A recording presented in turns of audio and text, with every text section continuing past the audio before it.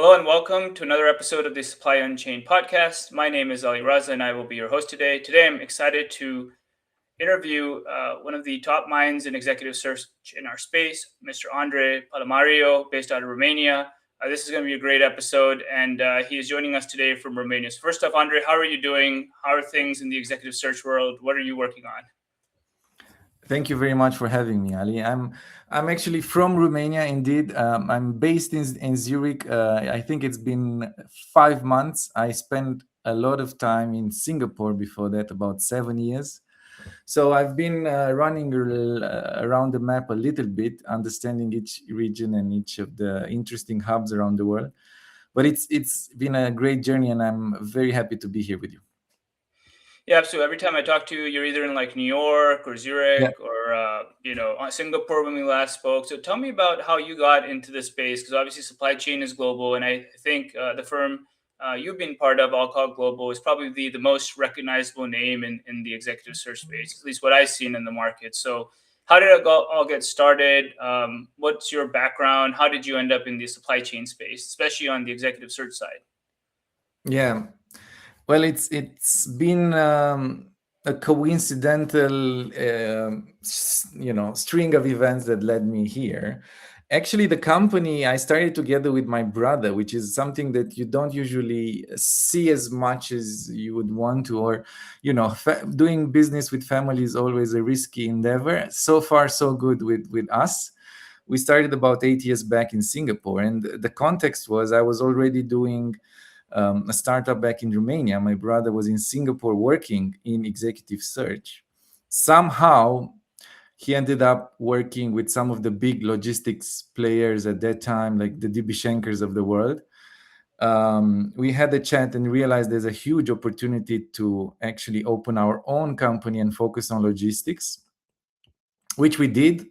So we said, okay, let's start in Singapore. Let's focus on APAC first. So the first couple of, I would say, first 2 years, we mostly did business in APAC with logistics.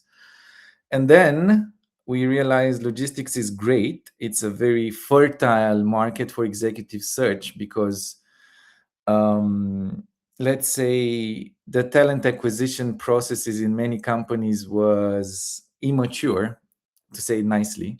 So there's a big need of somebody coming from outside and helping. But after 2 years, we realized, okay, logistics is nice, but I think there's a bigger and greater world out there where logistics is a part of, which is supply chain. And we started working with the shippers, with the manufacturers, with the brands themselves. And from that point on, we made a very conscious decision of also doing a lot of content marketing, a lot of other projects that I'm very happy to share more about that were focused on putting a spotlight on the executives in supply chain. So that was quite a big pivot. And from that point on, we mostly did business with the manufacturers, and now we cover all of the big regions in terms of executive search. So we cover APAC, Europe, North America. We do some work in Latin and Middle East, but the big part of our work is in North America, Europe, and APAC.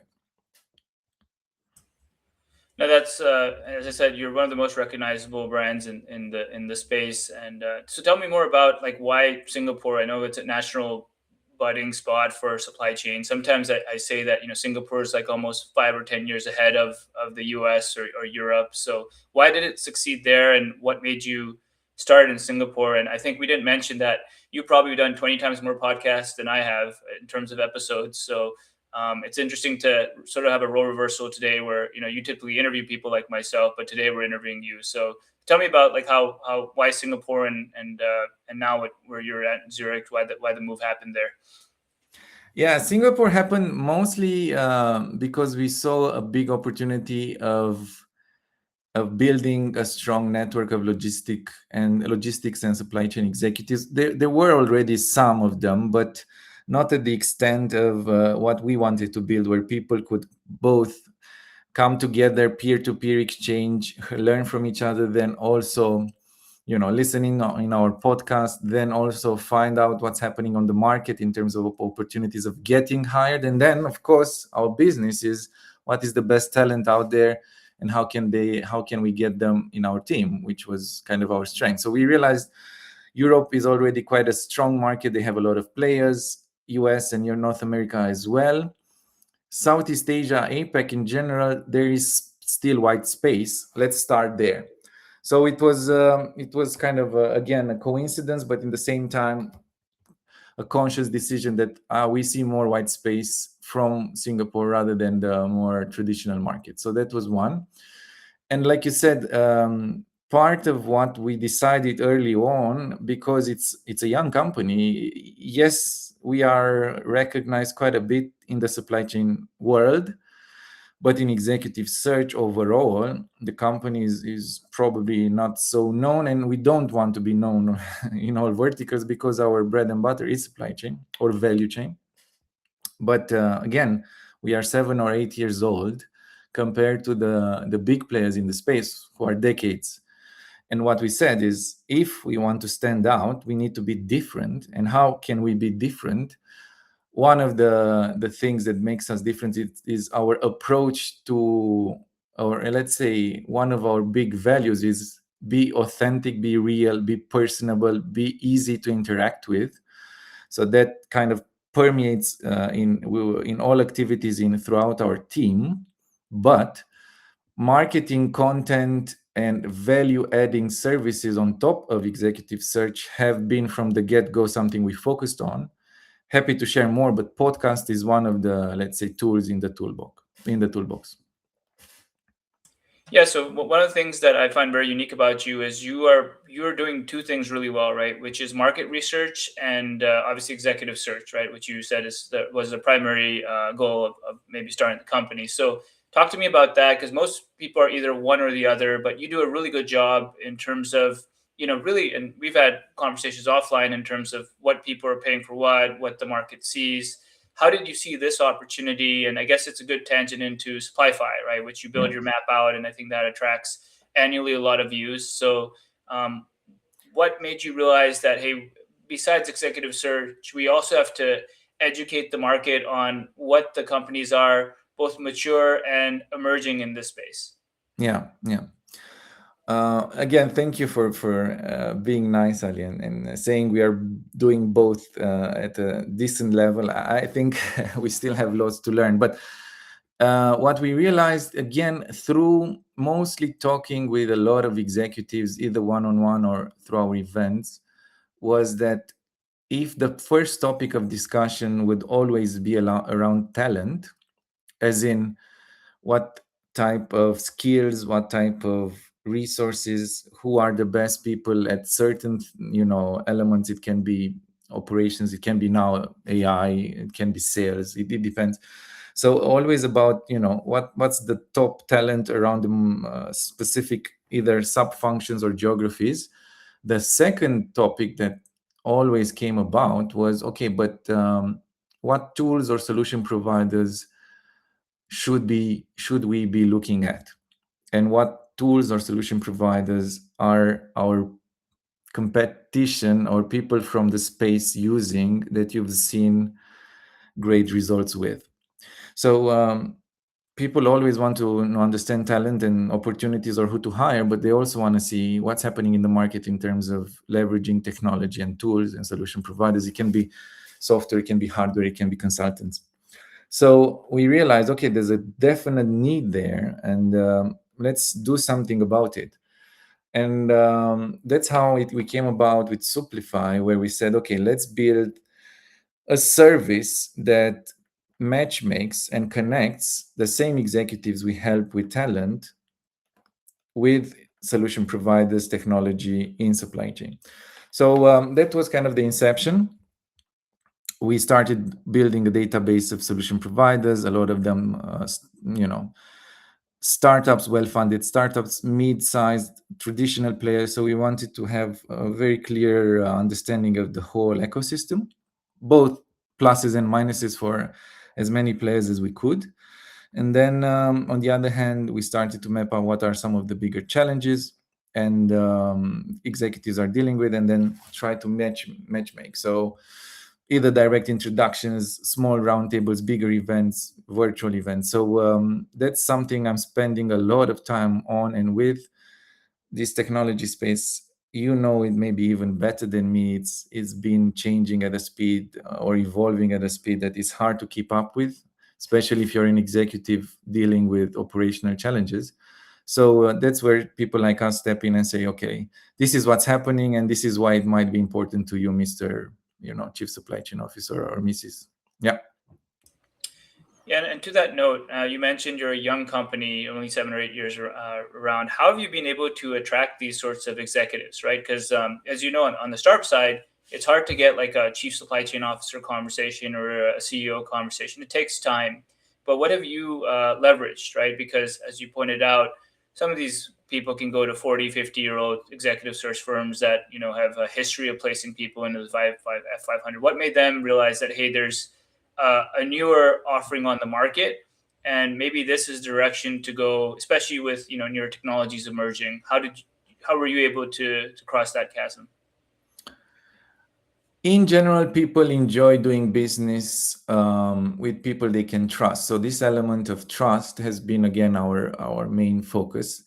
And how do you gain trust fast is by word of mouth or associating with people who are already very well regarded in the space. So the podcast where we interviewed some of the best executives in the space has been a very good springboard for us to then be seen and already have a foot in the door with others.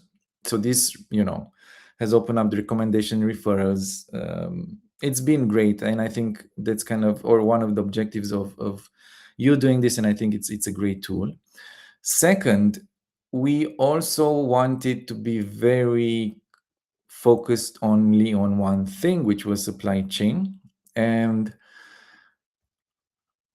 again, I need to think of the best words to use, but most of the big executive search companies focus or do more than just one vertical. They have a quite a conservative or traditional organizational structure where there's a main partner or a more senior consultant that has a team, and the more senior consultant is there at the beginning, but then most of the research goes to the team. What I'm trying to say is sometimes executives dealing with more traditional executive search companies realize that they are not necessarily on the same page, or the language and knowledge of the supply chain world is less than they would want to from a recruitment partner. So with us, because they see we understand what's happening, we understand the problems, we speak the same language, even though we are far from being experts, but because we talk with so many experts, we understand the fires and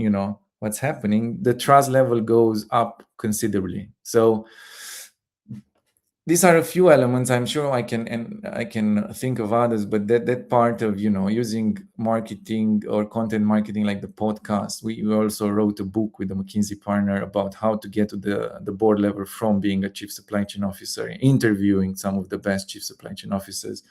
So referrals, word of mouth, and then this part of focusing on one thing and doing it as best as you can, so people can see that you know what you're speaking about, builds an overall trust level that then just multiplies exponentially. Great answer. So it's you picked a single vertical, and then you took a multi-channel approach, and then from there you've been able to attract all sorts of people from all across, as you correctly put it, the value chain, right? Because as you know, in the U.S. it's mostly freight. Go over China, it's more manufacturing. Then maybe Europe does more value chain. I'm not sure, right? But it just, the value chain is the right way to look at it. So speaking to executive search and technologies, right? Since you deal with the higher level of executives, right? How is AI impacting them? Obviously, at the bottom, there's all concerns around layoffs, but at the strategic level and at the CXO level, what are you seeing? Because most firms in the U.S., they're not doing executive search; they're doing, I guess, hey, at least the ones I work with, it's more startup hires, right?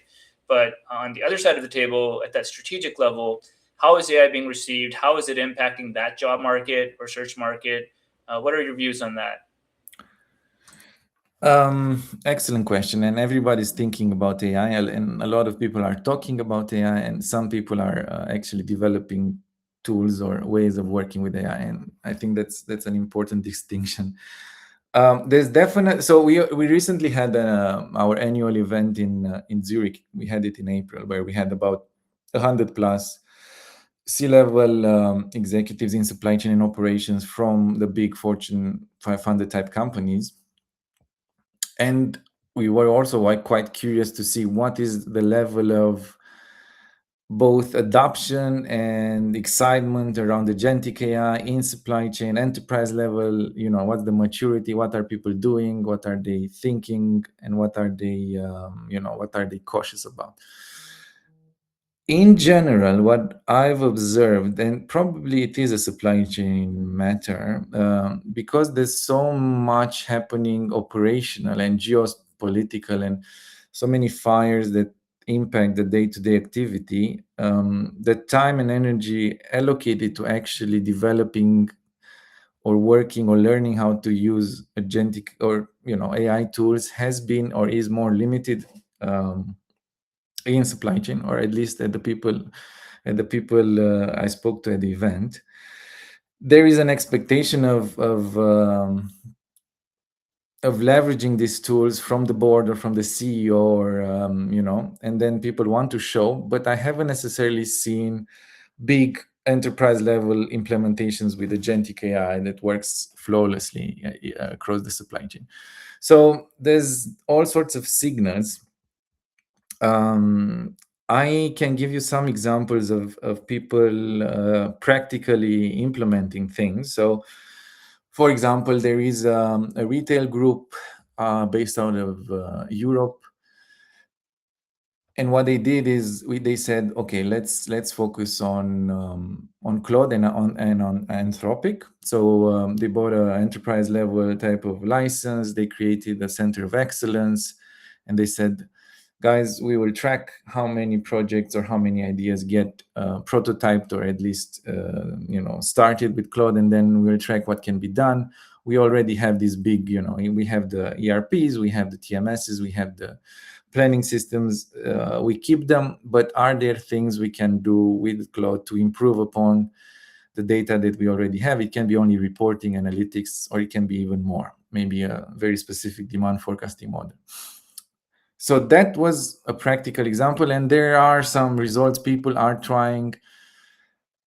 I think there is still a white space there in terms of how they're making the strategy and tracking everything that's happening, but there's a start, right?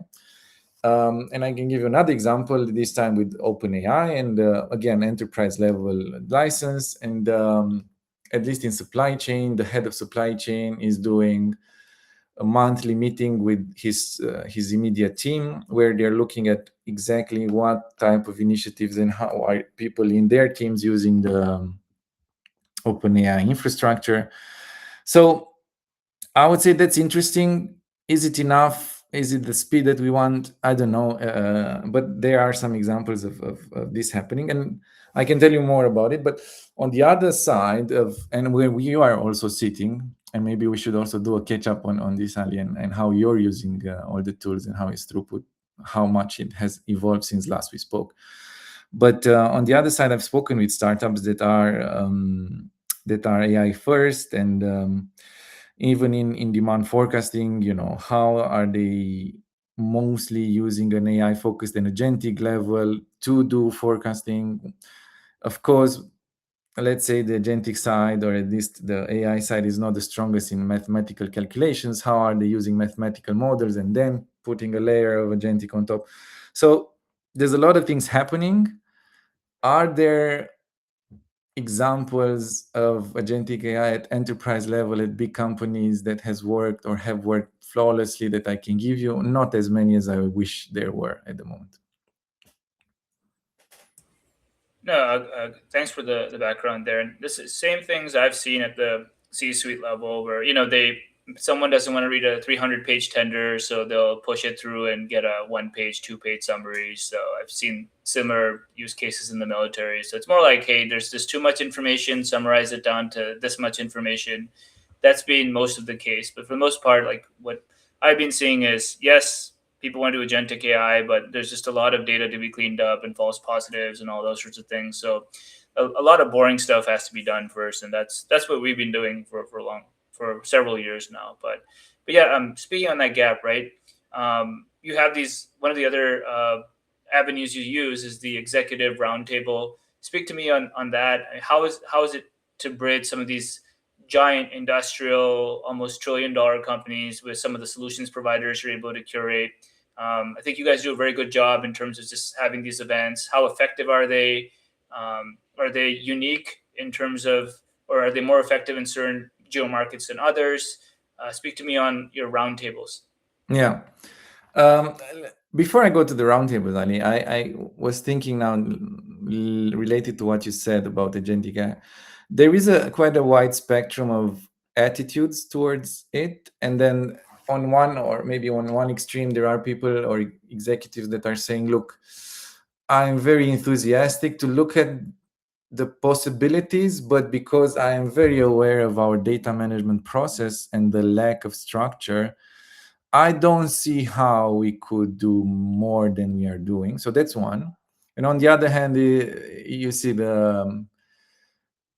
let's say even the startups in the solution or in the software space that are super enthusiastic, and I've built this agentic layer and I want to put it forward to the executives in your network, and they can just connect their their excels or wherever they store their data, their ERP and excels, and they can ask any question, and before a meeting nobody can bullshit them anymore because they can immediately ask for the answer. And it's not like sales has one answer and then supply chain has the other. He can or she can see the truth just by talking with agentic interface.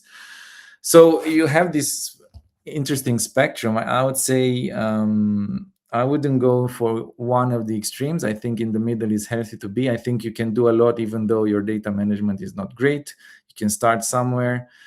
I will give you another example. I think it's a very interesting one.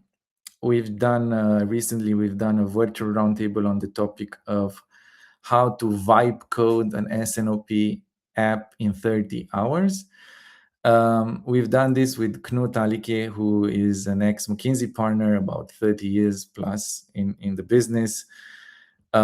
He's an enthusiastic adopter of everything AI, and he has his own Claude environment set up, and both Claude Code. And anyway, he has it very connected to his context, to the books he's written and so on. So he has done that in a very advanced way for 30 hours, I would say. Of course, it wouldn't replace O9, Kinexis, Blue Yonder, OMP type of a system, but it can very well be used on top of it, or to fill in the gaps where you need more flexibility, just by leveraging what you know and your own data. So I would say, don't say or don't think that if you don't have your data management process perfectly in order, you can't do anything. I think you can do a lot.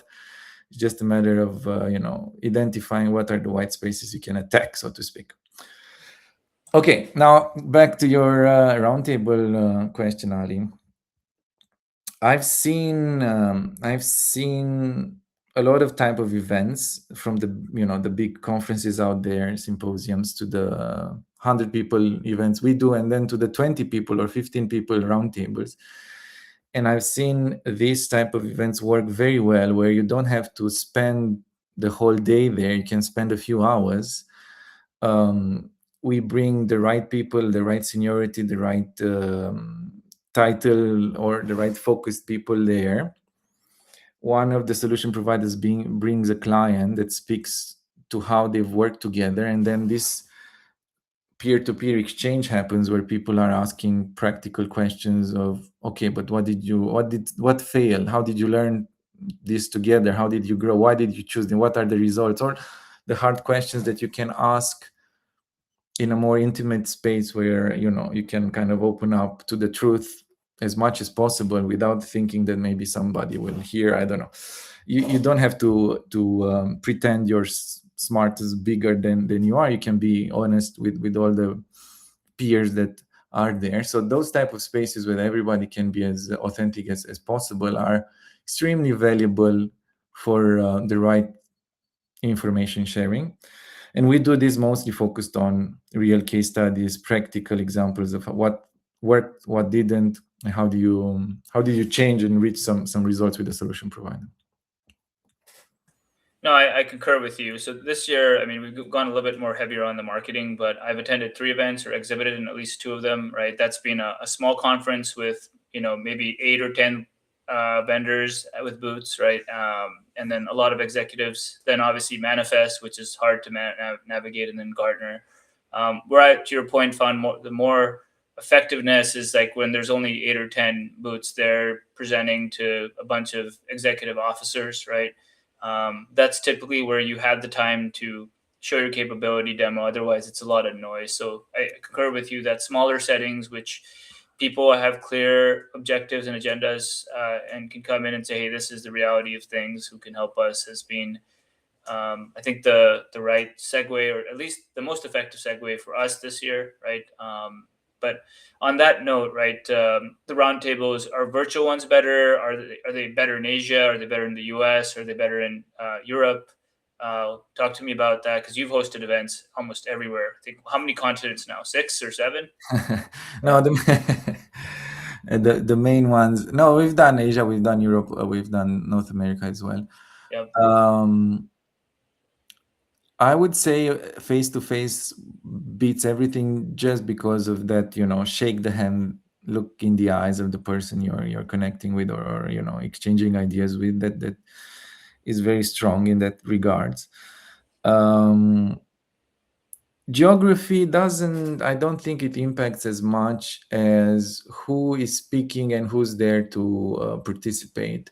I will give you an example. So we've done a few events with a solution provider that builds control towers for ocean freight. And because they have a very strong case study with Nestle, and because in Nestle they are connected with their head of transportation and their team, and they brought him to speak on behalf of what they're building in the last 4 years. And in the room we had some of the competition of Nestle, but because he was super open, going through the journey of, look, we started here, this were the expectations, these were the milestones, the results, but also here's where we wanted more. And they couldn't do it at first, but then because we were so closely collaborating so closely, then we managed to do it. So it was an open conversation. A few of the participants became clients as well.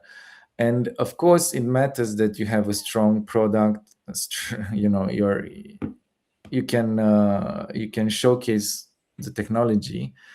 But if you don't have that trust element, and the champion that can bridge the gap very fast with other executive, and if they're at the same level, that gap becomes smaller and smaller in terms of building the trust.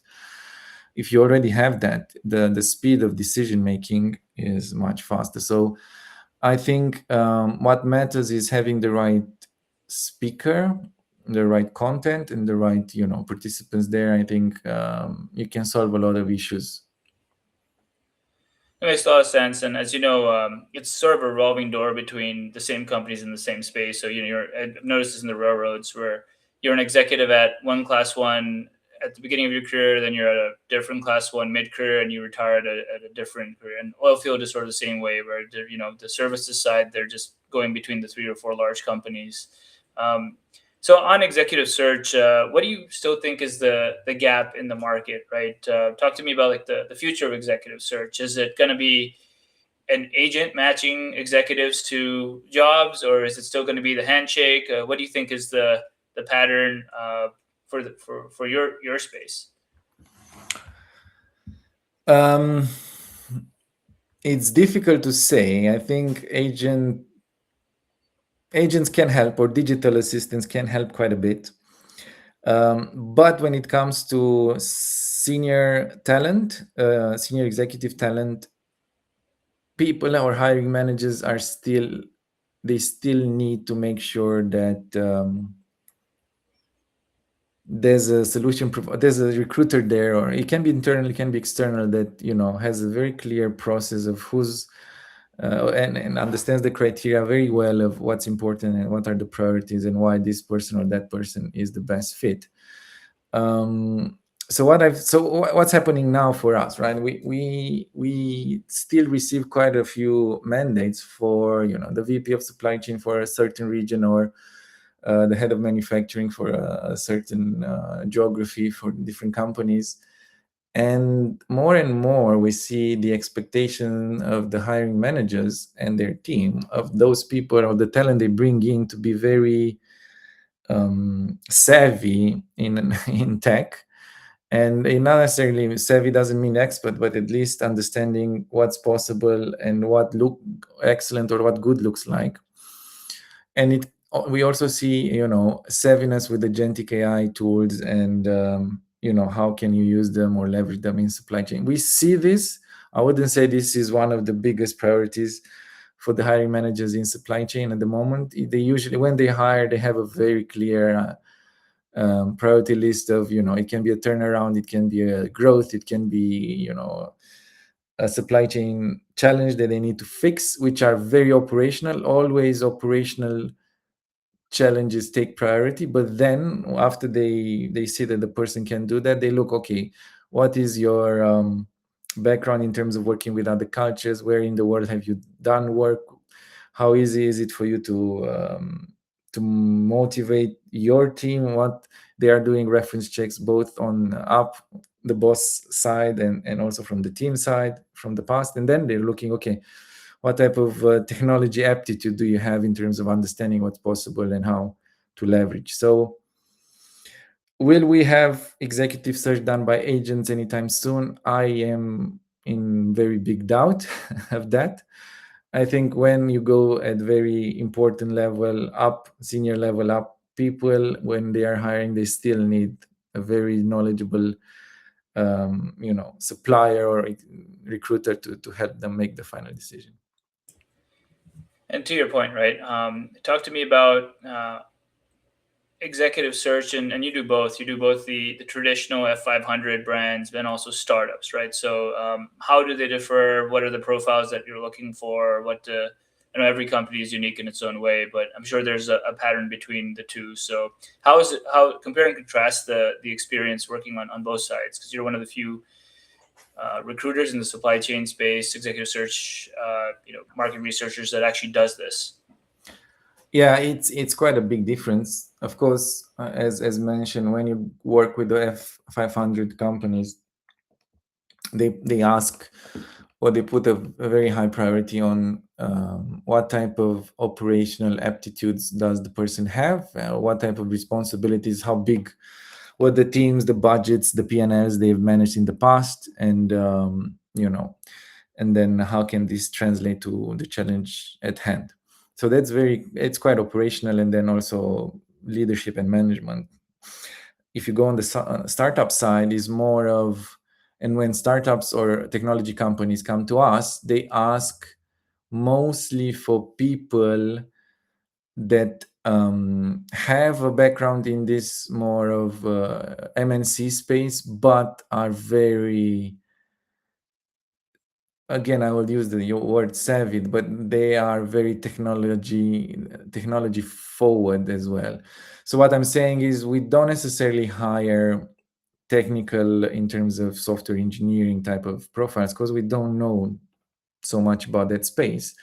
But if a technology provider, and I had this talk recently, wants to have an industry principal, an industry expert, somebody who can act as a guiding element, both for the sales team and also for the client side, when the interaction happens from the solution provider side to the client, they mostly want people who have been in the industry, are very technology savvy, and understand what's happening, and are comfortable working as independent, as solo artists, so to speak, independent contributors.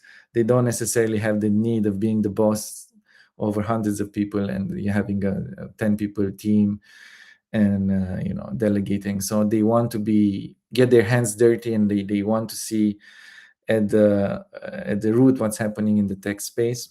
They have that hunger of understanding, but also the knowledge of what's possible and what's expected from a $10 billion corporation. And to that point, right? How does like Alcott Global interface with the HR department of these F500s? Do you reach out to them? Do they reach out to you? I'm sure it's a mix. And then do you coordinate through them? Do you coordinate through the supply chain organization? Talk to me about that. How that relationship is formed. Yeah, it's an interesting area now, because usually there is always a tension between HR departments, especially talent acquisition, and recruiters, because on one hand talent acquisition doesn't want to appear as in need of help, as in they can't handle it by themselves, and on the other hand they do need specific help on either very difficult roles to fill, or difficult geographies and so on. So there is always a tension. Our strategy has mostly been focused on the hiring manager, so focusing on the supply chain leaders first, and using or working with HR as partners, but always from starting from the top. So we always want to understand what's the hiring manager priority list, where's the gaps in finding that talent, what worked or what hasn't worked before, either with other executive search companies or internal talent acquisition. And then we are happy to collaborate with the HR. And now, so this is most of the time, 80%. Now there's 20% of the times where we have worked with extraordinary HR partners and talent acquisition partners who are more than open-minded and understand, look, this is my role is not necessarily to appear the best of the best in the eyes of my own organization. I'm here to leverage all tools and partners available to get the best result. If this means that I have to go external because I don't have enough resources internal, happy to do so, and I will give my best to give guidance. And also, once I do the interviews myself, as talent acquisition, to make sure that the candidate feels like they're joining a very professional organization. So that's the mix, I would say. No, very interesting. So do they see you more like a extension of their recruiting arm, or almost like a sports agent to say, hey, you found someone and they want to come here. So what is the flavor there? It's both, but mostly it's an extension. The sports agent element happens rarely, and it only happens. So again, another example. There is let's say one of our big clients, an FMB group, in $10 billion plus type of annual revenue, and they said, look, this is the CPO organization, and they said we really need somebody to come in and create and lay the foundation of our AI focused or our AI strategy in terms of procurement. But we don't want somebody coming from the same industry or even similar industry. We want somebody who comes in from a proper tech type of company. And we did the search. There were not many who fit the bill, because that element of understanding and implementing AI at the enterprise level scale is a scarce skill. And we found somebody. So that person came from an Amazon type of a background, and then they also wanted to change their space, or at least the vertical they were working in, and they were very interested to go quite left field, so to speak. And it was a perfect match. And in that case, if something would have happened, and maybe the process wouldn't have gone to the end successfully, that person would have been like a Messi or Ronaldo of the supply chain world, that we could have acted as a sports agent and placed him in another organization just because of that very precious skill of implementing AI at the enterprise level. That's interesting. So, I mean, there is a market for Fabrizio Romano in our space, you would say, in the Yeah. future. Yeah. Hopefully, when you get more and more of these talents, and they're harder to get into the F500 than the startups. And to that note, right, what do you think is still the gap in our space, right? Because you've been around 7 to 8 years. Talk to me about the market, how it's evolved, where it's stuck, where it could potentially go.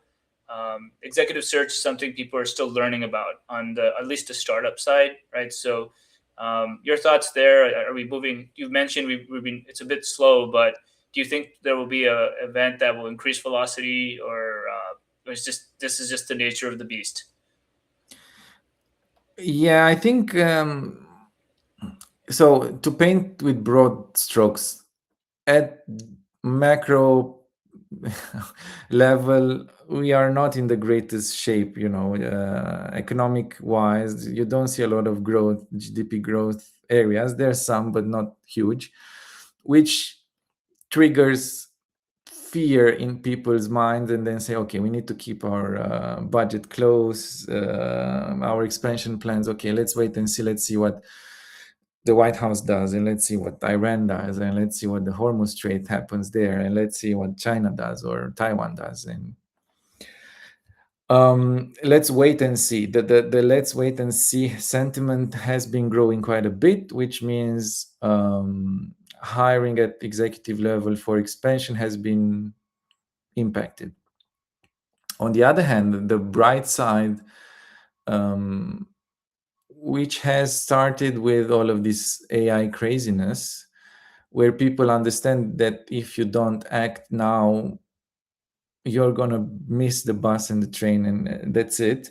There's the part where you know people are still motivated to do things, to act, to hire, so there's these two big forces where, yeah, let's wait and see, but in the same time, at least on this side with technology, we need to act. It doesn't have to mean we need to hire an executive that is the head of AI or the chief AI officer, but it can mean, okay, we have these capabilities, we have these people, let's reprioritize their job descriptions to include technology, AI, to include looking at our tech stack and how can it either be optimized, or bringing new providers to look at how can we convince some of the providers we have to do more in agentic AI, or to give them more of our needs and wants. So on the executive and hiring side, I think there is a big sentiment of wait and see, but there are certain organizations who are moving, and they've already laid the groundwork and doing the right moves. So it's hard for me to tell you exactly what's going to happen in the market. I think people or talent that is both operational or has a very good skill set around operations, has a very good orientation towards proper empowering their teams, and being a proper leader and not a political leader, plus the tech angle where they understand what's happening, what's possible, and what should they expect. I think that type of profile that has these three elements will always be needed, and is always scarce. So yeah, it's hard to give you a general answer. Yeah, and to that point, right? There probably are markets that are still doing really well. Like in the U.S., it's all the AI data center crowd is. I Yeah. think they're fine. The SpaceX crowd, Space Force crowd, they seem to be okay. The drone crowd seems to be okay as well. Are you seeing increase in executive search in those sorts of environments where they're backlogged for 4 or 5 years? They need to bring in someone to really speed up things, or to your point, the opposite. And I wished oil and gas had done this in 2015, where you need more hands-on people coming in and managing and doing damage control. Are you seeing any of that from your side of the world? Yeah. No, indeed. We work with clients, for example, who have different business units. So there's a US based manufacturer who has a business unit dealing with data centers, another business unit dealing with automotive, and a few others, but these two are growing like crazy. So in terms of automotive is mostly driven by electric vehicles and energy, and then or energy storage, and then on the other side with the data center, they're asking us, look, we need more people and we need the leaders to bring in or to grow these certain business units and these teams, and help us, right? We we don't have the capacity of finding enough people. Those are the bright spots. I wouldn't say this type of client is the majority. I mean, I would say the bright spots, unfortunately, are not as many as we want, but there will always be bright spots. So I will give you another example of another client that works in the microchip space, and they are creating or they're producing solutions for making the fabs clean, because the contamination level and there's very stringent standards. And again, their demand for their product is very high. Again, that means, one, they need more people. Second, they need better solution providers to do with their transportation and logistics trackings or new TMS. So they come to us and say, I need people, but I also need a new tech stack or a new provider for the TMS, because we are losing money, because we are invoiced twice or overly invoiced by suppliers, and we don't know how to make sure we can track that. So with growth comes problems like those, which are the nice problems to solve. Let's put it that way. That's very interesting that you're actually advocating for both humans and technology. I think that's very, I would say, unique in the supply chain space, because most people are just like, well, if you need something, here's a guy or here's a gal, right? But the fact that you're all saying, well, okay, but you need to have technology and processes that come with those personnel. I think that's very. I would say I haven't heard it before, at least in this space for the last 10 years. So yeah, definitely a interesting angle. In our space in supply chain logistics, as you pointed out earlier, it's always do more with less every year, whether it's personnel or equipment. So that's a really interesting approach to the way you're going about it. So Alcott Global, maybe we go to that. How big is it now? Like, I know you've been around for several years. A lot of events. What's next for you guys? Yeah, we are about 30 plus people across the world. We are spread between APAC, Europe, and North America. Our focus now is mostly to service the network even better. So we've keep pushing on the podcast, on our annual event, Makers and Movers. That's a huge of importance for us, because we bring in the leaders and understand their problems and then connect them. For me personally, understanding who are the best players in solution providers in software and hardware in supply chain, and then connecting them with our network of executives, that's huge. Because there's so many startups coming up, but also traditional players developing new tools. It's hard to keep up. Always interested to see the speed of and the progress of coming up with new tools. So next is to keep up with connecting the supply chain ecosystem. That's our goal. The more we can leverage our network to connect either peer-to-peer solution provider to executive, consultant to executive, the more we can link the nodes in our network and leverage them, the better. So that's our mission, and we will keep on doing that as much as possible. And to that note, what are like the next events coming up? Is Makers and Movers already happened, or will that be later in the year? Or that's already happened in April. It's that's coming. It will happen again in next year in the same period. I personally am hosting and organizing quite a few roundtables. Next one in Zurich next week. Then there's a few others happening starting September, both face-to-face and virtual. And then, of course, we have the makers and the leaders in supply chain podcast, and then we have the leaders in tech podcast. So we're keeping those going as frequently as we can, about one episode per month at least. So yeah, there's a lot of projects happening. We have the awards gala. I haven't spoken about this, but that's an important project as well, where we give awards to the best chief supply chain officers in the world based on innovation, leadership, ESG. So we have a very clear list of criteria where they apply with the case study. We have a jury of 8 to 9 members, the chief supply chain officer of Schneider Electric, a few people at that caliber.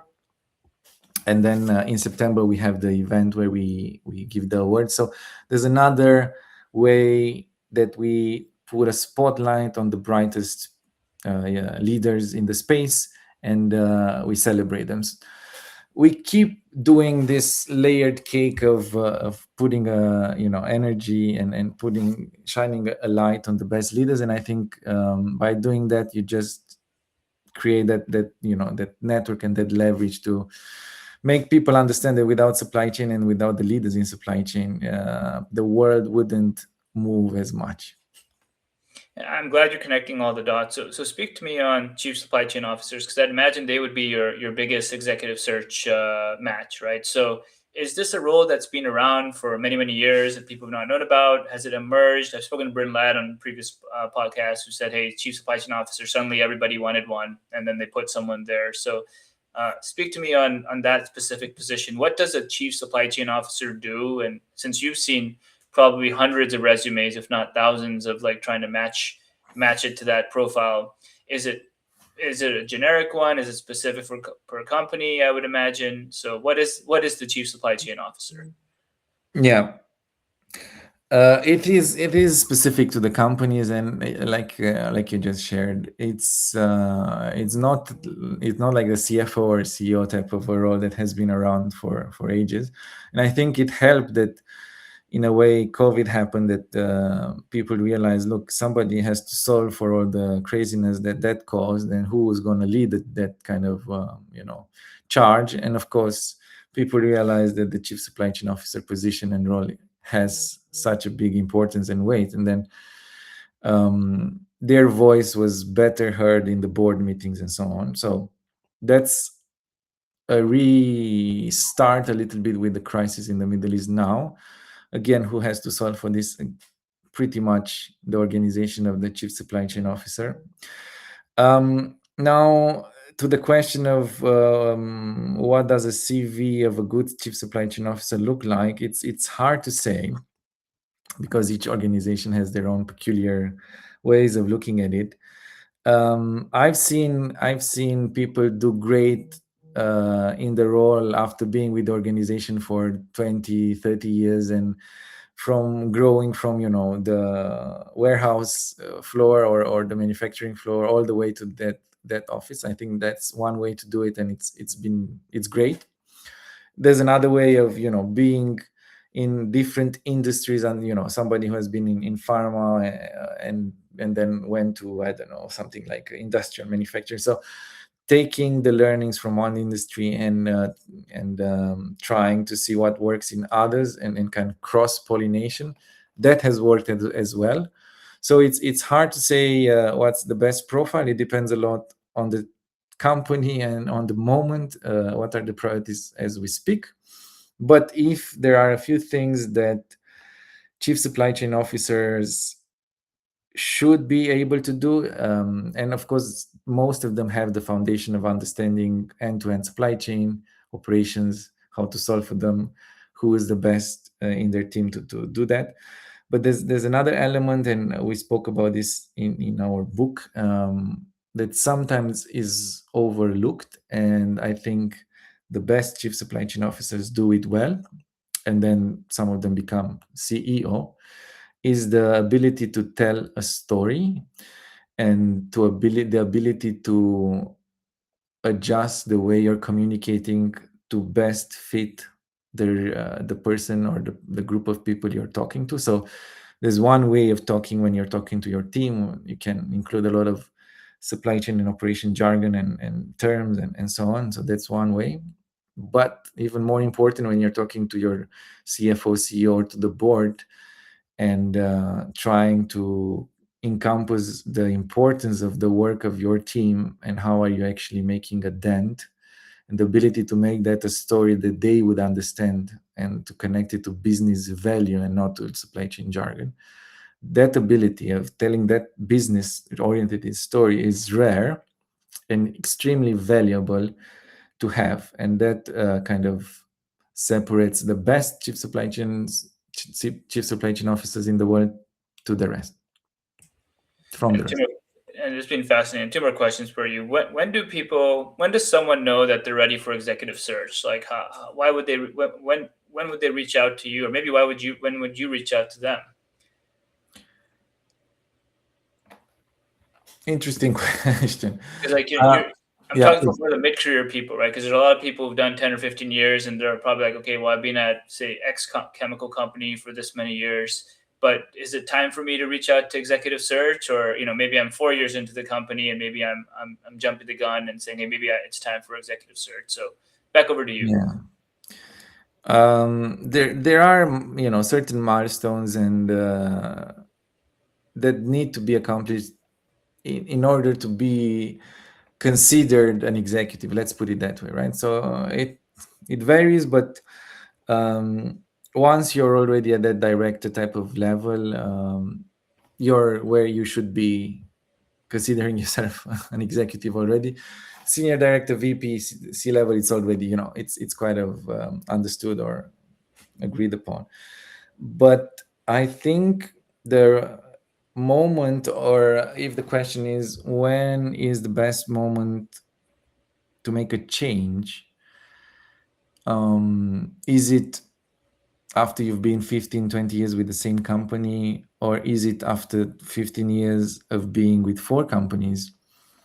You as an executive should feel the right moment, and there's a few telltale signs of that. One of them is you feel boredom, and you feel like it's too easy. I think when you feel that, you can either look inside the organization to try to do something new, or outside. I think that's only normal. I think people also feel like making a change is what they need to do when the organization becomes too political, or I don't want to use the word toxic, but when they don't get as much energy as they want just from being in at the working place. And that's not because the work is difficult, but the people you're working with are difficult more than they should be, and they are not oriented to solving problems, but they are oriented to being promoted, to be, to give you an example. So if you're getting bored, if you feel like it's too political for you, if you feel like you're not growing enough personally, professionally, if you feel like you're not learning, I think those are telltale signs that you should make a change. It can be internal or external, but yeah, it's time to talk with an executive search company just to see what's out there. Great insights. And a final question is, how does one get in touch with yourself? Is it LinkedIn? Is it an email? Is it going to the website? Is it Supplify? Yeah, it's quite easy. I'm most active on LinkedIn, Andrei Palamariu. You can find me there quite easily. Then getsupplify.com is our website. alcottglobal.com is the executive search site. You can find us there as well. Yeah, but LinkedIn should be the easiest and direct route. And I'm happy to connect and answer any questions and help people connect with each other. Open up our network if needed. Andrei Palamariu, thank you so much for your time today, and thank you for being so understanding to the entire industry. My pleasure. Thank you for the invite, Ali. It was great. Right. Thanks everyone for joining.